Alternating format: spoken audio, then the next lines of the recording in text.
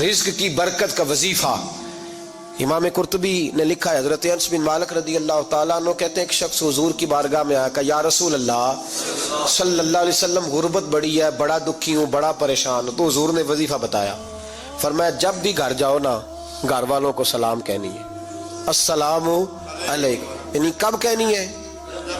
جب بھی جاؤ۔ کب کہنی ہے؟ یعنی گھر سے نکلے ماچس لینے کے لیے، واپس آ کے کہنا ہے السلام علیکم۔ پھر گھر والوں نے کہا ہو یاد نہیں رہا تھا، وہ تو چینی بھی ختم ہو گئی ہے، پھر گئے چینی لینے تو واپس آ کے پھر السلام علیکم۔ انہوں نے کہا ہو ناراض نہ ہوئیے گا، پتی بھی نہیں چائے کی، اب واپس گئے تو پھر واپس آ کے کیا کہنا ہے؟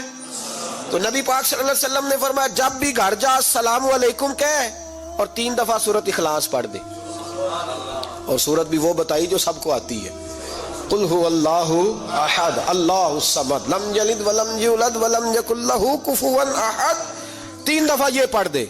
صحابی بڑے سیانے تھے، بڑے مسئلے حل کرتے تھے ہمارے، فٹافٹ بول پڑے وہ صحابی، کہنے لگے حضور میری تو چھوٹی سی فیملی ہے، کئی دفعہ بچے گھر نہیں ہوتے، ننھیال گئے ہوتے ہیں، تو پھر کیا کروں؟ حضور نے فرمایا جب گھر میں کوئی نہ ہو تو اپنے نبی پہ درود و سلام پڑھ دینا، تیرے نبی کا کرم تو تیرے گھر میں ہوگا نا۔ حضرت انس بن مالک رضی اللہ تعالیٰ عنہ فرماتے ہیں کہ ہم انتظار میں تھے کہ بندہ واپس آئے اور رزلٹ بتائے۔ کہتے ہیں وہ کچھ دنوں کے بعد واپس آئے تو عجیب بات کی انہوں نے، ہمسایوں سے کئی دفعہ بندے کی نہیں نا اتنی بنتی، اور کئی دفعہ لگتا ہے کہ میرا ہاتھ اوپر ہی رہے، یہ کہیں مجھ سے تگڑے نہ ہو جائے۔ کہتے ہیں وہ آئے تو نبی پاک صلی اللہ علیہ وسلم نے کہا کیا حال ہے تیرا؟ تو عرض کرنے لگے یا رسول اللہ صلی اللہ علیہ وسلم وظیفہ تو میں نے اپنے لیے پوچھا تھا اور میرے تو ہمسائے بھی امیر ہو گئے، حضور تو میں نے اپنے لیے پوچھا تھا اور میرے دائیں بائیں والے لوگوں میں بڑی برکت ہوئی ہے۔ تو میرے محبوب مسکرانے لگے، حضور فرمانے لگے گویا برکتیں تیرے گھر میں جب برسی ہیں تو چھن چھن کے ان کا فیض اللہ نے تیرے ہمسایوں کو بھی عطا فرمایا۔